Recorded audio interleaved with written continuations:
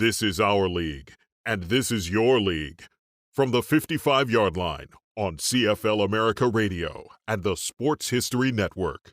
Stand by, 15 seconds to air. Stand by all cameras and videotape. Ready with your opening graphics. Stand by, Howard. Here we come, Frank. Ready, Don. Stand by audio, your opening music, and roll tape.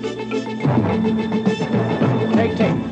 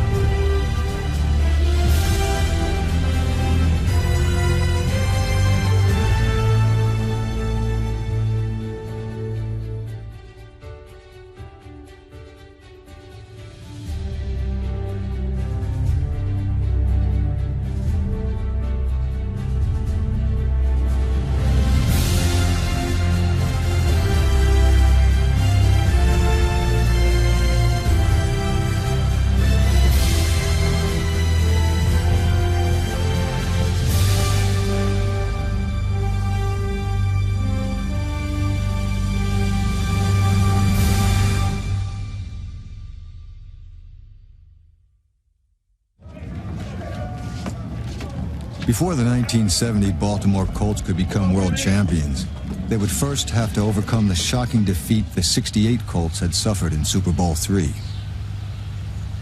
Super Bowl III was an obvious turning point in the history of the National Football League and what had been the American Football League. There was such disdain from the NFL toward the AFL. There was such horror at the very notion that one of us might eventually lose to one of them in the game. We were about to be validated as the greatest team in the history of the National Football League. We were 15-1 going into the Super Bowl. I swear, I don't think we were complacent. We prepared well. We didn't just go down to Miami and go to the beach. I think we were favored maybe 17, maybe 18, maybe 16 points. And the AFC was some schlep league. And Namath is picking this vaunted Baltimore secondary to pieces right now. He may go, and he's in there.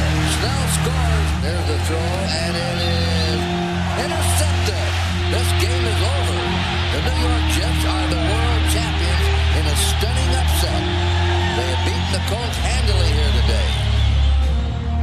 Coach Don Shula's team had been handed the most stunning loss in Super Bowl history. It was one of the best teams I ever played with, and we lost to somebody that we would beat 8,000 times after the Super Bowl. It was humiliation, to be kind.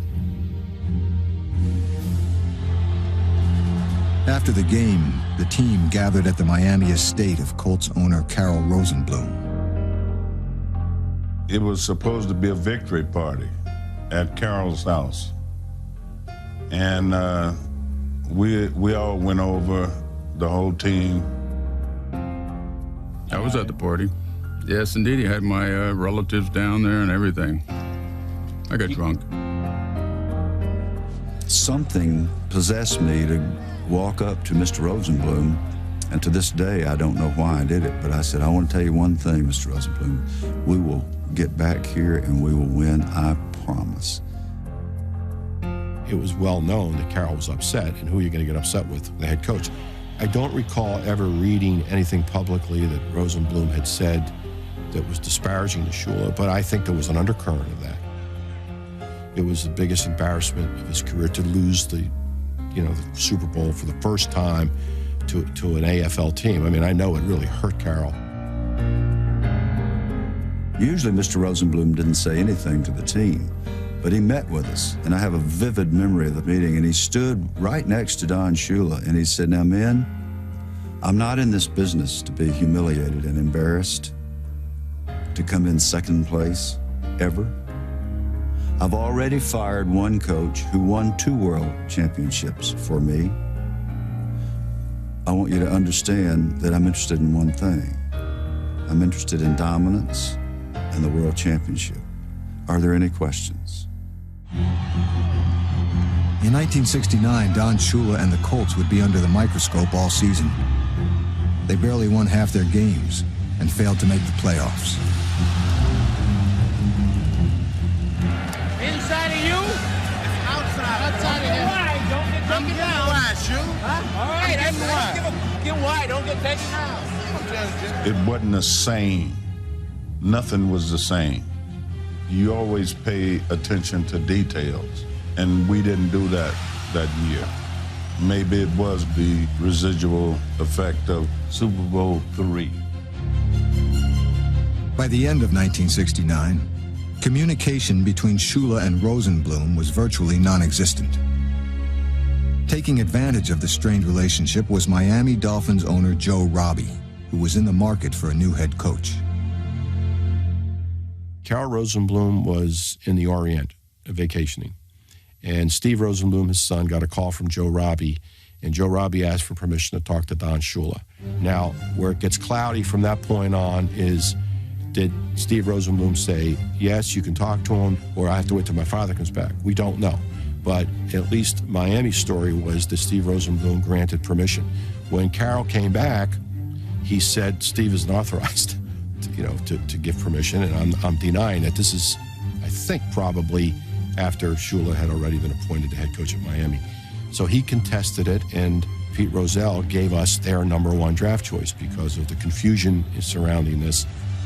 And I think we just had 3 intractable egos there with Joe Robbie, Carroll Rosenblum, Don Shula, 3 really hard-nosed, tough guys, competitors. And I don't think any of them ever apologized to anybody, and I doubt if they ever would have, were they all still living. After waiting more than a month, Rosenblum selected longtime staff assistant Don McCafferty to be the Colts' new head coach. This afternoon, we're just going to start out with a regular practice and play catch-up football mentally for them. We're going to throw a lot at them, and these are men who've been through this before, and it shouldn't be too much problem for them.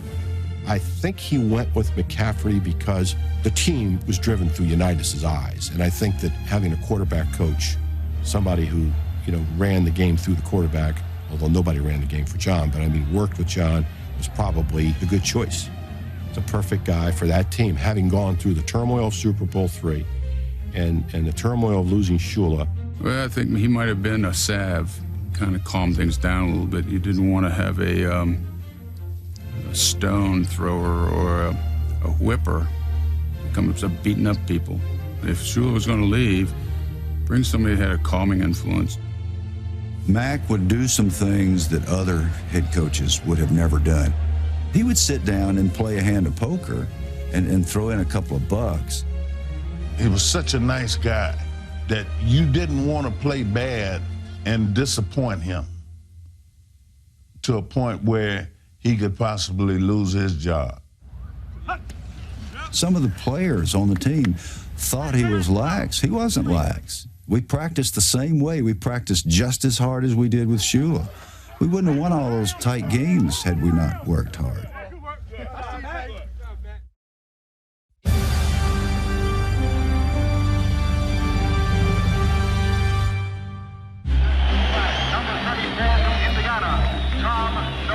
We had a lot of turnover. I've thought of us as all old veterans at that time. That's not true because we had so many new people on the team. These new faces would also be playing against new competition. The Colts had reluctantly left the traditional NFL for the freshly minted American Football Conference. None of this seemed to matter to a cocky, long-haired rookie kicker named Jim O'Brien. It might have been a beatnik, I think, in those days, hippies and beatniks. You know, their karma was interfacing at the apex of their life, so their biorhythms, blah, blah, blah. He wasn't really like that. He just happened to have longer hair. O'Brien's hair is down to his shoulders. In fact, his nickname was Lassie. He was a little brash, too. So, you know, he wasn't necessarily, you know, the most humble guy on the team. So he was not very, very popular. And we opened the season in San Diego. We're behind 14-13. Unitas leads us on a late drive, ironically, because that's the way the season's going to end. O'Brien kicks a field goal. Jim O'Brien, a rookie, who has booted 2 field goals in this game already. Morrill holds out the hand. There's the snap. The kick is up. It's long enough. It is good. O'Brien kicks a field goal to win the game 16-14 at the buzzer. Those same veterans are hugging him all over the field. If you produce, they'll take you in. The next week, in the second Monday night game ever played, we just got obliterated by the defending world champion Kansas City Chiefs. We had not sodded the infield yet. And in the first quarter, they scored 30 points towards the infield, which was the close end of the stadium. And all I remember is dust flying all over the place and our defensive backs trying to chase their receivers into the end zone. We were just utterly, abjectly manhandled. They had 9 sacks on our quarterbacks. They just killed us.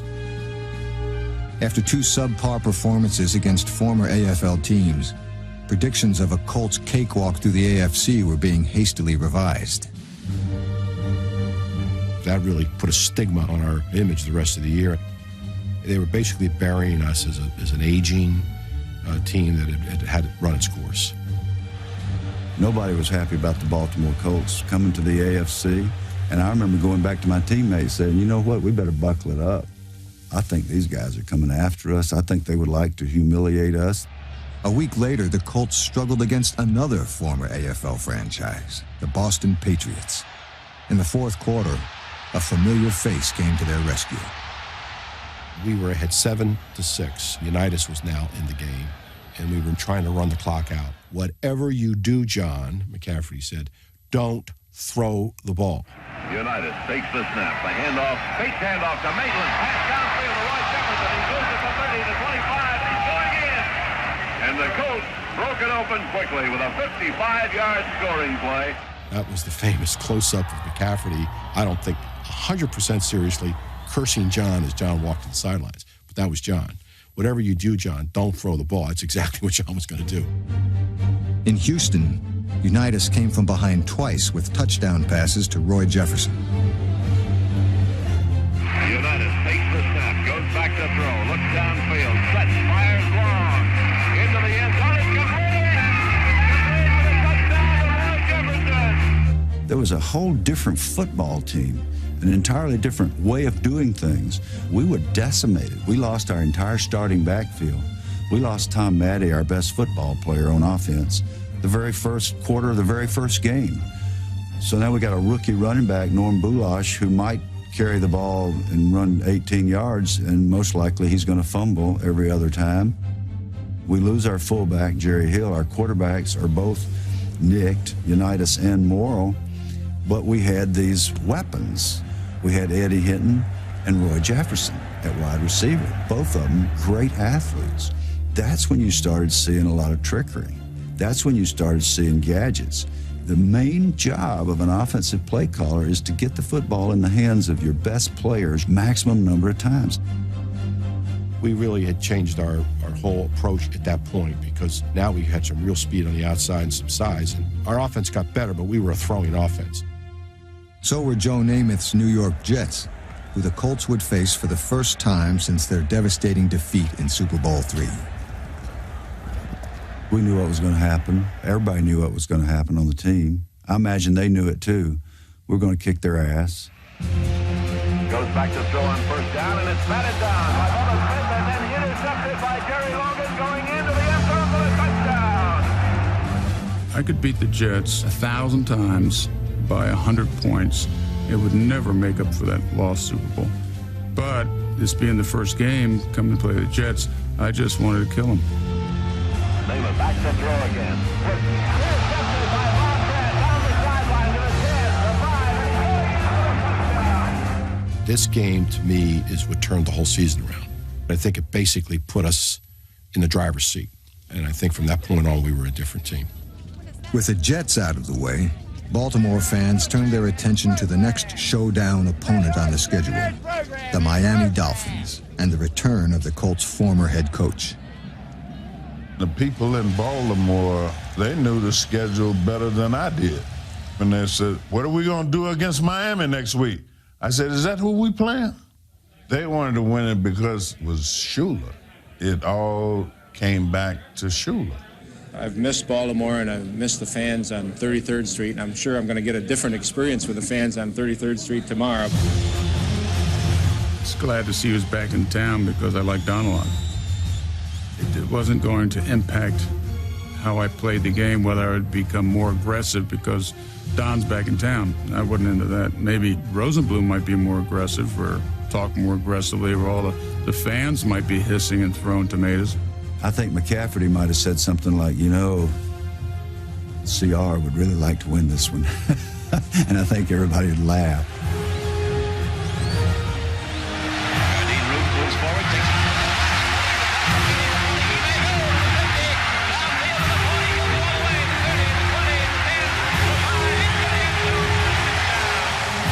At the midway point of the 1970 season, the Colts were in control of the AFC East and on track to reach the playoffs.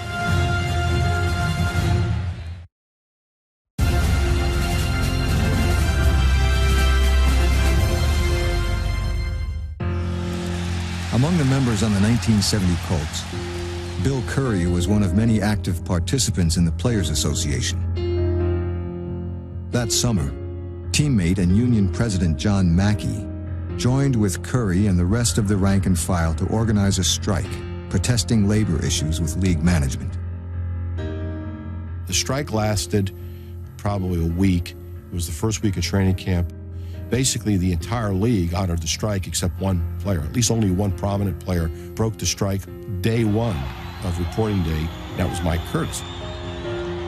As nice as Bill Curry may make comments about me, you have to remember that he was a union guy, and he was rooming with a scab that was particularly stressful for him. My view, I was asked to report to work, and they were paying me more than I ever thought they should ever pay me. I was asked to report to work, so I go to work. I was naive about that, I'm sure. Mike's my roommate. We discussed this whole situation at length, and he's doing what his conscience dictates is the right thing.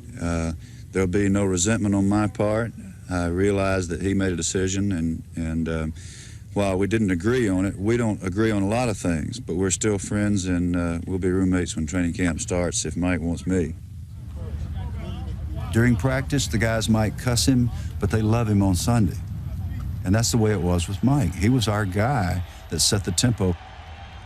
When we warmed up on Sundays before the game, Mike and I, we smashed our shoulder pads together, and we butted heads, and I knew by the time I went back in the locker room after warm-ups that I had been hit harder than I was going to be hit the rest of that Sunday. I knew that. He was very intense about his position. I was intense about my position. You run into people intense, you're going to have some sparks sometimes.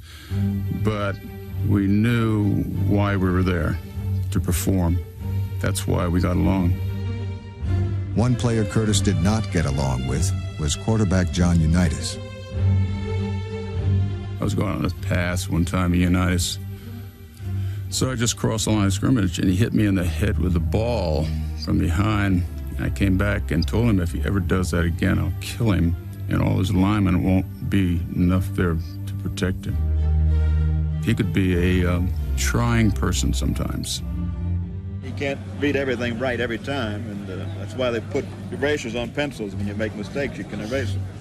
Fortunately, ours always cost us 6 points or so. His way or the highway sometimes. I'd hear him talking to the coaches. He wouldn't do something, or he thought it was dumb, or he'd call a play the coach didn't have. If I was a coach, I would have duct taped his ass. Curtis had a far better relationship with defensive teammate Bubba Smith, number 78. Smith was Baltimore's most devastating pass rusher, but out of uniform was a gentle giant. I just had him over for dinner, and Bubba sits on a piece of my furniture, and like the legs are bending. I said, "Hey, Bubba, you gotta be careful. Can you sit over there somewhere?" "No, I want to sit here." Anyway, the darn couch is leaning and everything, and my wife's like sweating BBs. He invited me out to his house to eat dinner and gave me one piece of chicken. I said, "Bubba, we all have our own amount of food we're gonna have, blah, blah, blah." I drove 30 miles for one piece of chicken, and I had to stop at Colonel Sanders to eat dinner driving home. Curtis was much more generous serving out punishment to opponents. His ferocity earned him 2 nicknames, Mad Dog and The Animal. In order for me to perform to certain standards that I might have, I had to prepare myself. In that particular business, physical solutions were the crowning glory. In the business I am in now, commercial real estate, physical solutions rank at the very bottom of the proper behavior schedule. What I liked about professional football was I was able to resolve disagreements immediately, and you're not penalized like serving jail time because of it. You're encouraged to solve your difficulties that way. And I still miss that, in fact. I mean, I'd like to have the opportunities where you could go around, step in a ring and resolve things physically. A great feeling. Mike's brand of frontier justice was vividly displayed at Memorial Stadium when a spectator decided to become part of the action. And one of these idiots runs on the field and picks up the ball and starts to run around, and the crowd's cheering. He was a hubcap popper out of Rochester. I think his job was to put on tires on the assembly line for the truck or some crap like that. Mike's kind of watching him out of the huddle, and then suddenly this blur, and he could just fly.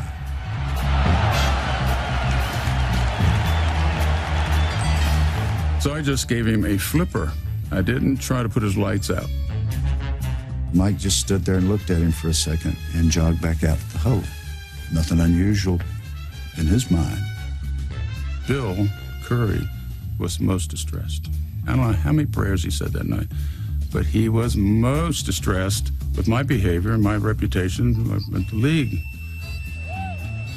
Bubba Smith and I walked over to his locker and we said, "Mike, did you realize how bad you made all of us look by hitting that poor guy?" He said, "Look, that guy came into our place of business. I enforced the city ordinance that prevents him doing that legally, and that's what I did. And I don't have any regrets, and I don't have anything to say to you two about it."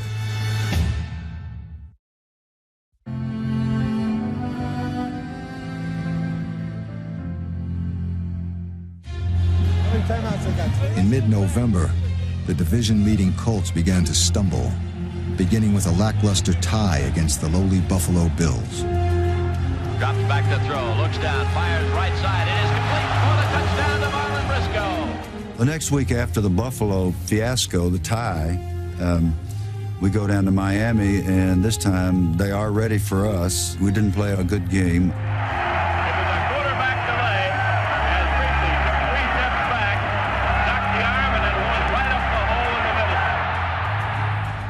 We really got beaten badly, 34-17.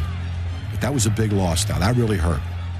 And Rosenblum wasn't real happy about that one, losing to Shula. And then the next week, we go out to play the Chicago Bears, and you always know that's going to be a physical, spitting, kicking, nasty, cussing, knockdown, drag-out, black and blue thing. And 5 minutes are gone in the game. Unitas has already thrown 3 interceptions, and we're down 17-0. Fires up the middle, and again it's intercepted. If you have to describe the difference in good and great quarterbacks and the undefinable ingredient that the great ones have, it starts with total amnesia from what happened 2 seconds before. That's the classic Unitas game. good. Back with it. That begins overstacked. They're giving you over. They're just giving you over 15. John Unitas never changed expression. And you can't tell whether he's thrown a touchdown pass, an interception, or just gone to a Sunday school picnic. You can't tell. He never changes. We keep playing, we keep plugging, and as was our wont, we managed to scramble around and find a way to get back in the game. Well, I tried to draw. That might have held him. Let's see you open on it, too. No, I wasn't open. No, I'm just saying that I can beat The last offensive play of the game is a double zone with a busted coverage, and there's John Mackey alone. He was not the primary receiver. Fires another one that's complete to Mackey, and he may go. He is going all the way to the touchdown. And here's the other thing I remember. John Unitas runs off the field. He still hasn't changed expression. Business as usual. And that's why we were able to hang in there and win these difficult games. The Bears, that was a wake-up call for us. We knew that we had to start playing better. Something is wrong.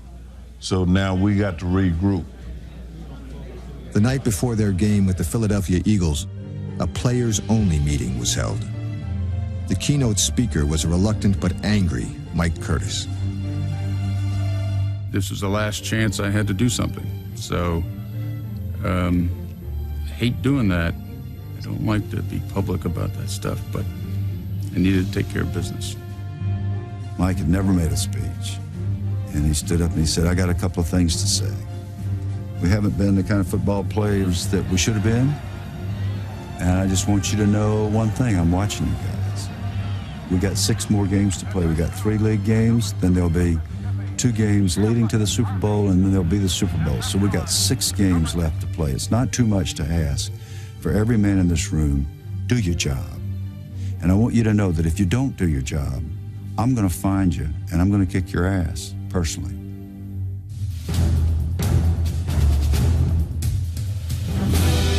He was talking to the offense, but the defense took it personal, too. We got to do this. We couldn't afford to lose the game. The defense demolished the Eagles, and Baltimore earned a decisive victory. A week later in Buffalo, the Colts wrapped up the AFC East crown. And the pass is intercepted this time by Charlie Newton, and the Colts, with that interception, just iced the Eastern Division Championship, the AFC. 2 or 3 different points during the season, it looked like we were not going to make the playoffs. And come back through all of this, and the fact that we had a little slump and still coming on the heels of the last 2 years. Now we're back in the playoffs. Home field advantage all the way through the playoffs. We have a chance to get to the Super Bowl. There was a lot of joy.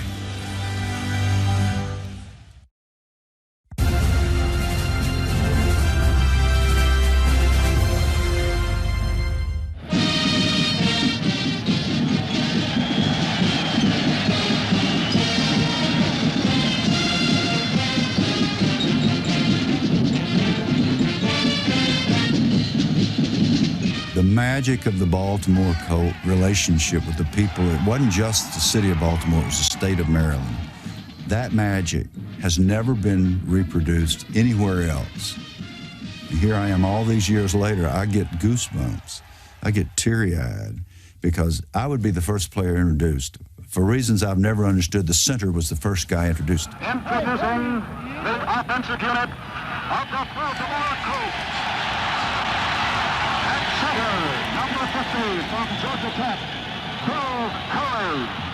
And I never knew who was going to be standing in that dugout. I'd come out the end of the tunnel, and there's Jack Nicklaus standing there because he's a buddy of Tom Maddie's. They were Ohio State. So I shake hands with Jack Nicklaus, and that fired me up just to run out on the field. It was not like any other experience I've ever had anywhere else in my sport. But it was a beautiful thing to be a part of. I'll never, ever forget it.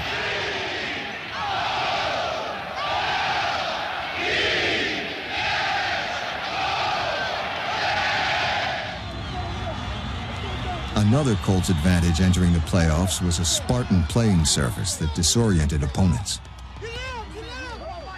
We hardly had a field to play on.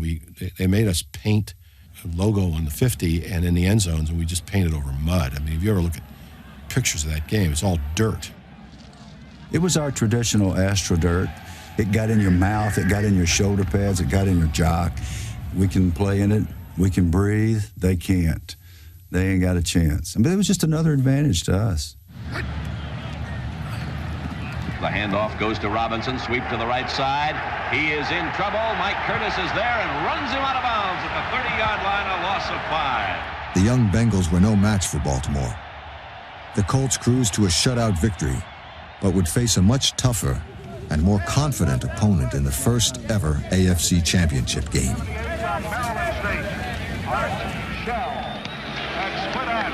Number 81 from Texas Southern, Warren Wells. When Oakland came in town, they came in packed to go to the Super Bowl.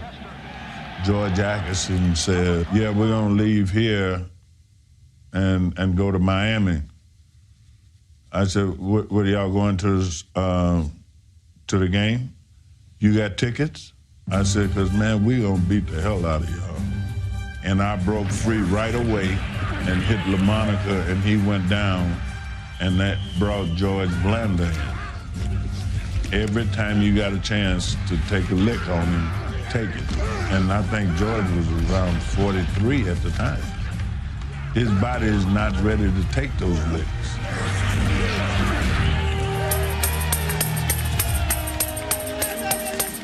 They would start saying, kill, Bubba, kill. Kill, Bubba, kill. And it got loud. Your heart started beating faster. You were ready to snap this guy's neck if necessary. Blanda has the Raiders set now. Takes the snap. Drops back to throw. Looks downfield. Bubba's got it! Nailed him at the 42-yard line. With the game still close in the final minutes, it was time once again for the old master to seize the moment. In the championship game with a 3-point lead and pretty much on our own territory, that's the formation with Ray Perkins at the fullback position. And he motions out of the backfield. Unitas throws him a swing pass. Unitas is set. Drops back to throw. He's got the time. He fires the pass. It is complete to Perkins at the 25, down the sideline, to the 20, the 15, the 10, the 5. He's in. Ray Perkins gets the TV. And that was the touchdown that gave us a 10-point lead and clinched the game, and the trunks went back to Oakland, not to Miami. Hey, we're playing great, baby. Sweet. Right on. Hey, way to go, baby. Let's go, man. The Baltimore Colts, 7 seconds to go, are the AFC champions. There's the end of the ball game, and it's on to the Super Bowl now. John Sandusky, whom Mac had moved over to coach the defensive line, but formerly had been my offensive line coach. Big John Sandusky came over and just hugged me. And I remember it was terrible because he hadn't shaved. And he scratched my face big time. But it was a wonderful moment. There was a lot of emotion after we beat Oakland. We were going back to the Super Bowl, and maybe because of all the buildup of the previous 2 years and the embarrassment, I don't remember anything that anybody said. I do remember that there was more affection and emotion that day than any other day.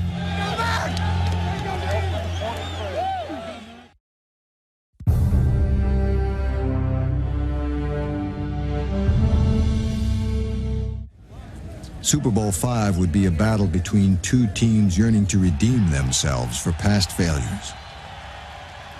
The Cowboys were known as next year's champions. The label on them, they couldn't win the big one. And we were trying to overcome the scars of Super Bowl III. It was a game played in total desperation, which is why I think it was so frantic. We were desperate to win and to look good doing it. We didn't want to just win. We wanted to win and be convincing. We felt like we were tougher than the Dallas Cowboys. We felt like that they could not stay with us for 4 quarters if we went out there and took care of business, did not turn the ball over, played well in the kicking game, and just flat whip them physically. We thought we could do that. Now, we didn't do any of those things. We didn't whip them physically. We didn't take good care of the football. We didn't play well in the kicking game. We didn't do any of that stuff. think they were pressing too hard sometimes. They weren't relaxed going to the game. I wasn't relaxed. I think a lot of it because the guys put a lot of pressure on themselves to push harder for both sides. I think that's why it was a carnival. Glenn Ressler, who was a terrific player and one of our better offensive linemen, came off the field and said, "George, I can't block Bob Lilly." And George said, "Glenn, you have to block Bob Lilly." And in the final analysis, Glenn did a pretty good job against, you could make a case, one of the 2 or 3 greatest defensive tackles in the history of the National Football League. It would be a Ressler block on both Lilly and another Dallas lineman that ignited the longest play of Super Bowl V. John goes back to throw again. Sets up, fires out left side. Taken by John. Goes off the fingertips of the intended receiver, bounced into the hands of John Mackey, and he goes in for the touchdown. Well, I'll tell you something about the John Mackey touchdown that nobody knows. Glenn Ressler is our left guard, really one of the unsung heroes of those great Baltimore Colt years. Well, it's a delayed play because he's stuttering, see, so you're going to might have to take a little bit more out of it. You do that? Glenn did something that's almost impossible to do. It was a great athletic maneuver. Bob Lilly, the tackle lined up over Glenn, crashes to the inside gap. Jethro Pugh loops around, and he's going to come clean, and he's going to earhole John Unitas. He's going to smash him. Glenn goes above and beyond his duty by doing somehow a 360 whirligig and cut Jethro Pugh, knocked him down so that Unitas is able to stay upright and deliver that ball. Mackey's catch tied the game at 6, but an extra point, in fact, any Jim O'Brien kicking attempt, would not be automatic. In my recollection, we had played one game in our history on artificial turf. So we're now at the practice the day before the game, which is nothing but a walkthrough. O'Brien did not have a good day of practice. He said to me, "I hope they're not counting on me Sunday." I said, "Why?" He said, "I can't kick on this stuff." He was a straight conventional kicker. He said, "I take a divot like a 7-iron, and if I try to, the way I kick, my foot's bouncing into the ball. I'm kicking the top half of the ball." There's the snap. The kick is blocked. It is no good, and we have a tied football game. Unitas hits Mackey for the touchdown. He misses the extra point. I mean, it's blocked, but it's low. So you can imagine what my feelings were the rest of the day about the game coming down to Jim O'Brien.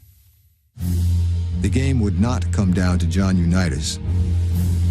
An open field hit late in the first half sent the injured Colt quarterback to the sidelines for the rest of the day. We felt terrible looking at John sitting over there holding his ribs. There was almost nothing that could get him out of a game, so we knew it was bad. I assumed that it punctured his lung because I didn't think anything else would get him out of the game. You had this feeling that you couldn't win this without Unitas. I mean, it was almost like this is his game. His injury kind of deflated me. Very shortly after that, I went to the field. I couldn't take it anymore. I've never done that before or since. And I just went to the bench. Now, I shirked my duties. I should have been in the press box, but I didn't care at that point. Now, our defense was only 5th in the league in total yards allowed. They were number 2 in points allowed. What does that mean? Here's what that means. You might get it inside our 20-yard line, but you're not going to get it in the end zone.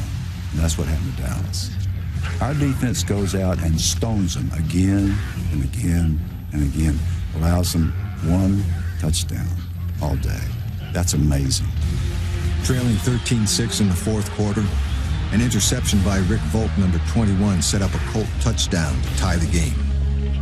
Then, in the final minute, Mike Curtis capped an extraordinary performance with the most important play of Super Bowl V. Second down and many, many yards to go. Morton rolls out to the right. Gets the pass away down the sideline. Intercepted by Mike Curtis. At the 25, the 20, down to the 23-yard line. The Colts have the football. Tell you what it was, probably, I never admitted this, that the eyes of the Dallas offensive line had so much hate in them that I needed to get down quick because they're going to kill me if they ever got a hold of me. So I just danced around a little bit to avoid contact and then fell down. Now, our bench is jubilant. But knowing what I knew, having heard what O'Brien told me, his words were, I hope they don't count on me Monday. Well, who are they going to count on? I mean, if this comes down to a field goal, what are we going to do? Field goal team. Everyone a field goal team. No sweat, baby. The Colts pinned their championship hopes on number 80, rookie Jim O'Brien. Like Cool Hand Luke. I never saw him panic in nothing. Playing cards, in practice. So I didn't feel like he was going to panic then. If you don't believe in God or if you don't believe in prayer, you've never been on the sideline of a Super Bowl. We did have some prayer circles. We had some deeply devout guys who didn't always come off as such. 9 seconds showing on the clock. The Cowboys and the Colts all tied up at 13-13. We had done something that very few teams had done. We had picked up a player named Tom Good. He was an old, tough guy from Mississippi. He was really beat up, could hardly run, had been a center. But in Don McCaffrey's words, was the greatest snapper I have ever seen. Well, he's, even to this day, I would say that. I mean, they were lasers coming back there. That's all he could do. And I'm thinking, why are we carrying Good just to snap the ball? This is before we know that today you wouldn't dare have your center snap the ball. Everybody's got a snapper. Some teams have 2 snappers.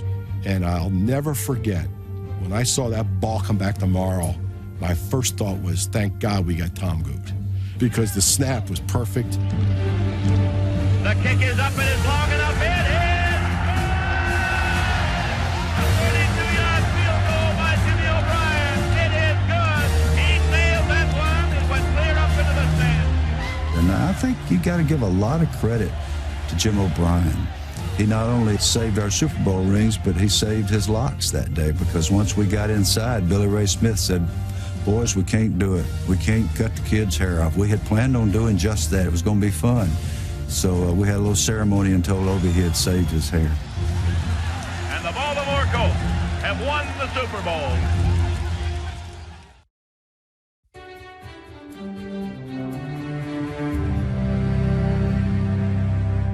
Super Bowl V, this ring right here, that emblematic of our return to glory, dominance, all that sort of thing, is the most mixed sense of achievement that I've experienced in my career. In all my years, Super Bowl V evokes from me a sense of having not carried our share of the load. I didn't feel redemption. I didn't feel like we went down there and took care of business, conducted ourselves on the field like champions. We turned the ball over 7 times. And after enduring all the slings and arrows of the previous 2 years, you would have thought we would have been near perfect that day. There is the snap. The kick is up and it's long enough. It is. Now, when he kicks the field goal, I got depressed. And the Baltimore Colts have just won themselves the Super Bowl. And I knew I was supposed to be feeling good. Finally did it, world champions. I wasn't feeling that way.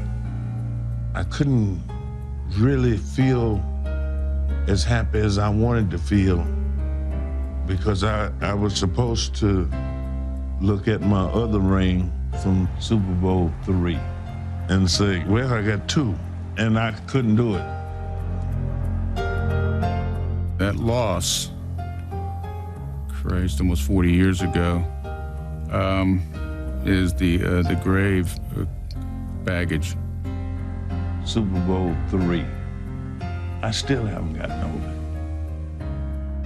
Doesn't help that I won 200, made a bunch of things, a bunch of war. It doesn't mean flip to me. It's losing that jet game. Until this day, they'll have that game on, and I turn away right away, because I don't want to have no dreams about it. 1970 remains bittersweet for Bubba Smith, Bill Curry, and Mike Curtis. Unlike other Super Bowl champions, they remain burdened by their memories. There's nothing more I can do.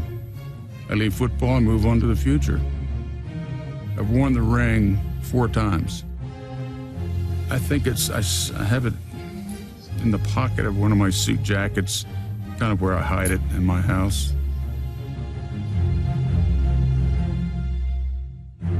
It was the last championship for any Baltimore Colts football team. It was not the redemption that we desperately sought for what had gone before. There's almost a sense of longing. Gosh, if we could just do that again. And that's a bunch of old men wasting time. That's what that is. There's something sad about that. Maybe old competitors just never grow out of that zeal for wanting to have done your best when the heat was on, when the crucible was at its most demanding. You just can't help but wish we had done a little better.